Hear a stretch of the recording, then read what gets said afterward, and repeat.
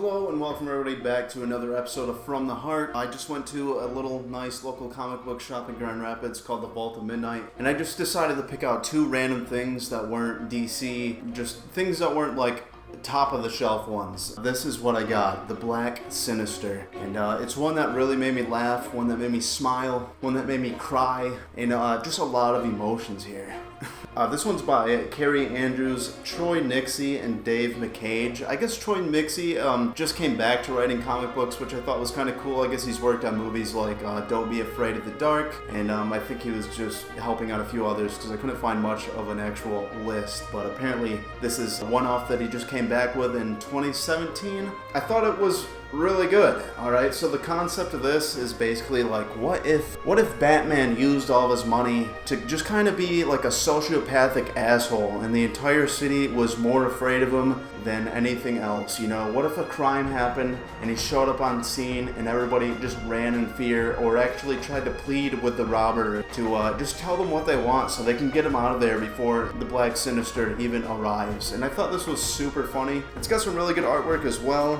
We got some nice little pages like this, if you can see them well. I just really like the color schemes. They all kind of match each other. Lots of blacks, oranges, yellows. Just a really nice color palette to it, and it's actually taking place in a place called Coal City as well, so you have that aesthetic. It's all about the mayor of this city, people of this city, just trying to keep the Sinister Black out of here, because he, like I said, he's just kind of an asshole, super narcissistic, think he's doing good, and when he saves people, he does it because he thinks it's going to save the cheap labor force and other things like that. So it's just something that I really wanted to talk about. It's pretty short. I think it's only like 48 pages or something like that, 4 chapters, but if you want to read it for yourself, go for it. I'm gonna probably spoil the shit out of this thing, so just be careful. Alright, just so you know, this bad boy was only $10, and it was really cool to just go into this comic book shop. It was called the Vault of Midnight, and it was very neat. They have little post-its and stuff on their boards that just like from the employees recommending things, and I thought that was very cool. So I picked up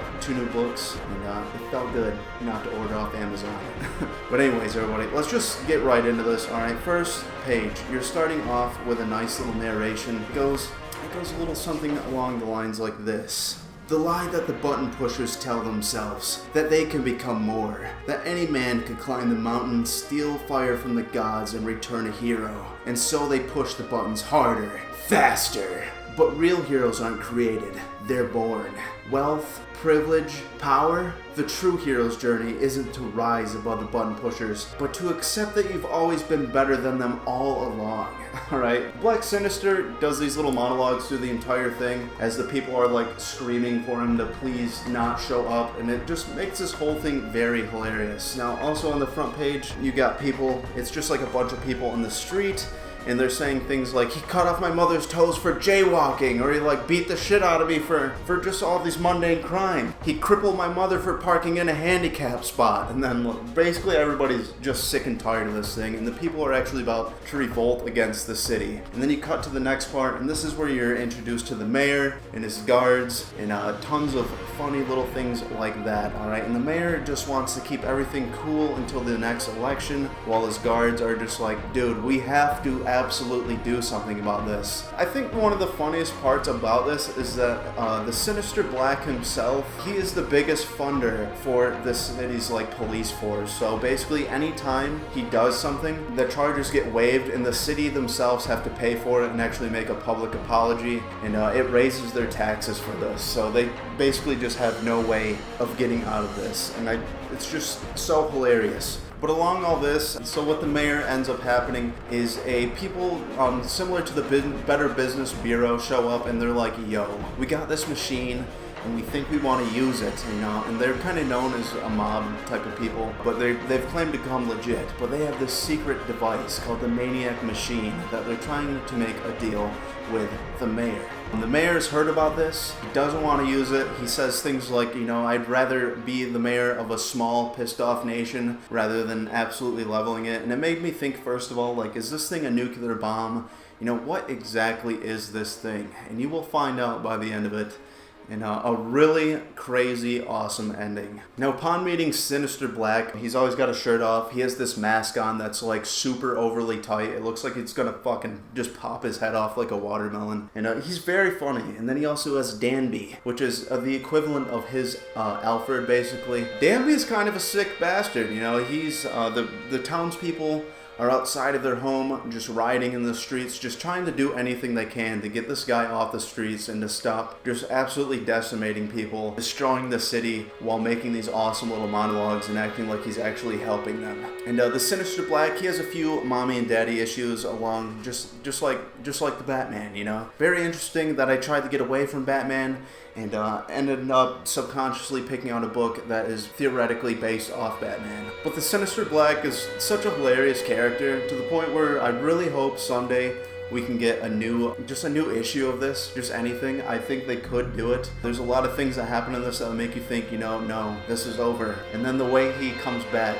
is just gonna blow your goddamn mind. So you got him standing in front of these fireplaces and stuff, talking about how his dad, you know, he's like, you tore me apart, you chain me every morning. He's standing in front of this fireplace overly close so it burns him. And then he talks about his mom and he's like, every day you sew me up from father's wounds, and that's why I sit so close to this fireplace. I let the burns. It's your hug, mother. It's your love. And I wish to feel it, as Danby, his butlers, like bring him like soy milk and gluten-free cookies. And I thought that was absolutely hilarious. Danby's like talking about all these people sitting outside, rioting outside in the streets, and he's just like, here, I'll just quickly read this. Your soy milk and gluten-free cookies. Have you seen the crowds gathering outside? Perhaps the rattle could use a little of the old point and shoot. And he's just like ready to start capping people, to which the Sinister Black replies, do you blame the sheep for where the shepherd has led them? I will deal with the mayor in good time, Danby. The way my father dealt with those who scouted on his way. If you're looking for a little target practice, start outside. But Danby, no vital organs and no headshots. And automatically, Danby's kind of sad about this. Yes, and so that's just giving you a nice little thing to kind of tell you where the Sinister Black's head's at. You know, he kind of believes all this, and the best way I can describe him is he is a man that doesn't just blame the one person making the crime. He blames the city for allowing to have these people even produced. He blames everybody at once. He takes it out on everybody at once, and this is kind of why everybody hates him. Now, like I said, there's going to be some spoilers. I'm going to talk about a lot of the things that happen in this, just because it's so absolutely hilarious. So, one part in this book, before you even meet the Sinister Black, alright, there's this man, he's kidnapped this child for no reason at all, they keep saying. There's no reason at all that he would ever do this, but he's done it, and he is demanding to speak to the mayor. The mayor is getting very squeamish and very peckish. His whole crew is. The staff people have left the building. Nobody wants to help them anymore because they just keep getting their asses handed to them, and just a slew of ass beatings across the nation. And there's like kind of a running joke throughout this whole thing about how peckish and hypoglycemic they are. These are just some of the things that kind of add up. It's very kind of a dry humor. In some ways, the mayor and stuff reminds me a little bit of The Office, just with these little quips and just ridiculous things. But throughout this thing, you're just going to be dealing with the mayor not wanting to do much. He just wants things to go smooth, like I said, for the next vote and whatnot. But what do you know, as this kid's being kidnapped, the Sinister Black has his headquarters where he hangs upside down naked, just listening like a god to all the city's distress signals, just waiting for anything to happen. And I mean, these people are literally so terrified for him to come, to, like I said, to the point where this man's going, I ain't coming down till I talk to the mayor. And then you got the police going, cut the laddie loose and we'll have a nice chat about it. We don't have much time before you know who gets here to the party. And this guy's just kind of talking about how he doesn't care. And that's kind of the end of chapter 1, as you see the Sinister Black flying in on, what is it called? So they just call it the Old Girl, but everything in the city is powered by coal. I thought that was kind of interesting. It comes into play a little later. But you get some really nice like artwork and stuff of him actually in his ship, just all the different cityscapes. I really dig his hideout. I think it's kind of hilarious that he just sits at the top there naked like a trapeze artist, just like with his arms wide out, just absorbing all the information of the city. He actually owns the news networks, he owns the telephone wires, he owns all this stuff, the police radar. So basically anytime somebody's trying to make these secret coup attempts against him, or they're trying to avoid him coming, he's just kind of listening, and he's just like, this city fucking needs me. It's just so good how much this guy doesn't understand that, how much he just doesn't understand what he's doing to the city. Some of the things that he's talking about, how he's just like, I need to save these people. They're the only people keeping my cheap labor force intact. And we need that. We need these cheap laborers. It's so great. And as he's flying into the city and everybody's screaming for just the guy that just let this kid go, they'll give him anything he wants. You have the Black Sinister. You have the Black Sinister making more and more of these little monologues. All around me is his name. He taunts me. Powerful, intimidating. If there is no one left to hold him at bay, fools, they don't know the danger. When Father finally kneeled over in a puddle of tar, I inherited the burden of defending Coal City, even from itself. To show man light, first show him the night, else there is only gray.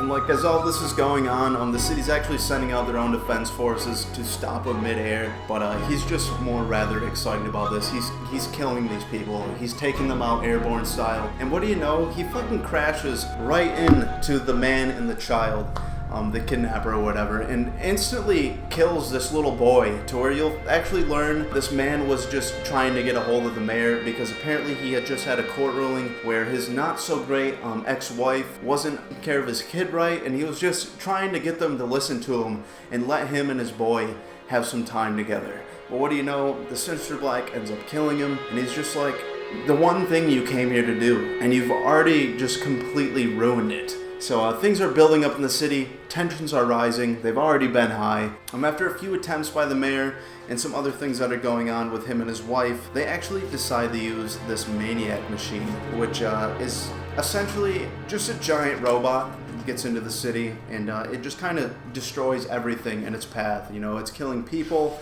destroying infrastructure, taking out the power, and the people, the mob people, Mr. Red and Mr. Peck and a couple other of them, don't actually know how to stop this, but they've already made the mayor make a deal that if they give them this device, that the mayor would give them power. And the mayor has done this. He's desperate. He needs anything that could possibly help get the Sinister Black out of here. So the Sinister Black is pitted up against this so-called Maniac Machine, as you can actually see here, hopefully, if the image quality is good enough. Basically instantly stomps the Sinister Black's ass into the ground and splatters him like a fucking ragdoll, like a fly against the wall, and he's dead, alright? Him and Danby. They are sent to hell, actually, to one of the greatest parts in this book where he actually gets to meet his father. His father's just this giant guy. He's talking about how pathetic him and his mother were as children, and this is why he had to do all the heinous things he does. Sinister is finally ready to take down Big Papa Bear. You know, he's ready to cut him down. He's ready to just straight up murk his father. And I thought that was really cool. But before all that, you actually have like Danby trying to get Sinister to just man up. The Sinister actually turns into a child because he's so afraid of his father, and he just keeps counting 1, 2, 1, 2, 1, 2 as his father just gets closer and closer to kill him.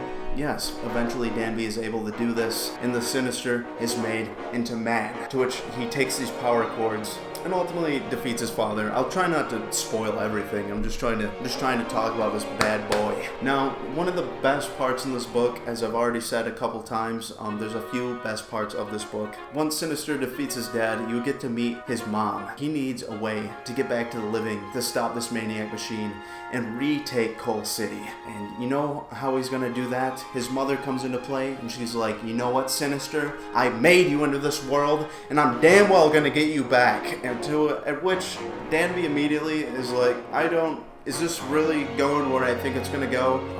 Danby is now forever a child. He basically just gets to restart his life. I thought that was kind of neat. But essentially, they are both rebirthed into the land of the living by crawling inside the Black Sinister's mom. I thought this was absolutely insane. One hell of a way to come back from hell. But he's back in action, baby. Alright, and he's ready to fight this Maniac Machine. He doesn't exactly do it so well. He essentially just gets his ass completely handed to him. He gets gets his fucking teeth smashed out, beaten into the ground once again. But he finds these power cables, he wraps them all around this Maniac Machine, and he has Danby turn on the ultimate city grid power supply, and just totally decimating the Maniac Machine while actually completely frying his own brains out and dying in the process. You know, it's pretty gritty here. You get to see his face over here. He looks very fucked up. It looks kind of like something out of Spawn, but he has saved the city once again. And he's dead, you know, and Danby's the only one left. He's a child now, and he's actually a part of the politics now. Danby lives on, but by the end of it, what do you know? The Black Sinister is rebirthed into the world, so I don't know if he is immortal, if he can just keep crawling into his mom and reascending into the sky, but it does seem that way. It seems like maybe he can't die. I don't know if this is the first time this has happened. I don't know if the city will ever be able to stop him. The city's kind of happy that it's defeated this Maniac Machine, but at the same time, they're all just kind of like, fuck. There's nothing we can do about this. We're never gonna escape this guy. He's just gonna keep cutting off our toes for jaywalking, or crippling people for using the wrong ply of paper, and just really mundane shit. You know, a lot of through this book he goes on and he starts talking about how everybody's a special little snowflake. Well, you know what? It doesn't matter. Alright, I'm gonna melt all of the snowflakes. All of the snowflakes are part of the same water supply, and they all deserve justice, and I will give it to them. I will save the cheap labor force. I will save the towns. I will be the savior to this absolute whore of a city. Now, he's not Rorschach, but he's kind of got some things like that where he almost has a problem with his own city. Yes, everybody, The Black Sinister. I thought this was super good. Like I said, it's really short, a pretty cheap little book, let alone just a really good read.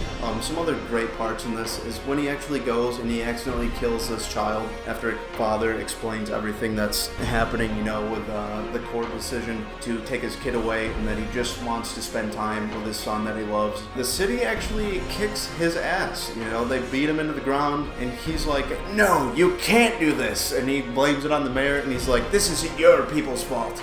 This is where the mayor has led you.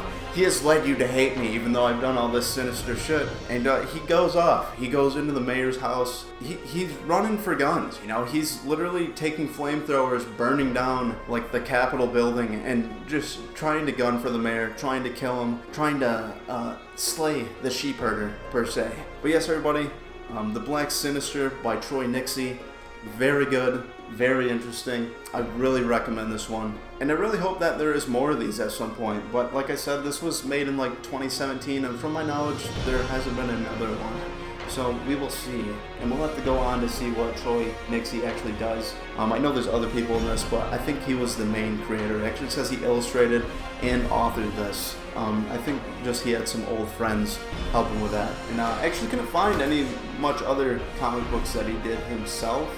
And so I think he just kind of does ink and artwork and some writing as a team for other books. And I just thought he was a very interesting guy. Thought this was very good. Like I said, the color work of this is really good. All the pages just kind of use the same color palettes and stuff. Lots of oranges and blacks and reds. And it's just very satisfying, very funny. I just skimmed really fast through this for you guys. So there's still many great parts that aren't going to be told by me because I just can't remember everything. But anyways, this is going to be a shorter video, but I hope you guys enjoyed it, and I hope you guys check this thing out. Super good. And as you can see, my collection is ever growing. I just got the Dark Tower, The Gunslinger Born, Volume 1. I am so incredibly hyped to read that. I'm going back through the actual Dark Tower books by Stephen King, and I'm just excited to learn more about like Cuthbert and Elan and just his general youth of a life before all the shenanigans happen. If any of you have ever heard of The Dark Tower to begin with, it's an absolutely fantastic series of books. I'm really excited to see how Marvel decided to write it. I think it's going to be great. But for the last time, The Sinister Black, absolutely fantastic. I will give this one a 7 out of 10. I don't think that's bad. I would say a 5 is obviously average, so pretty good. Pretty good. And I think we'll leave it at that. Thank you guys so much for watching, and I hope you enjoyed. Let me know down in the comments of some other franchises that I can check out, some other series, some other one-offs, some short ones, basically anything. And if you did like the video, please hit like, please subscribe, maybe share it on Twitter or something where none of your friends or family can see it. Thank you so much.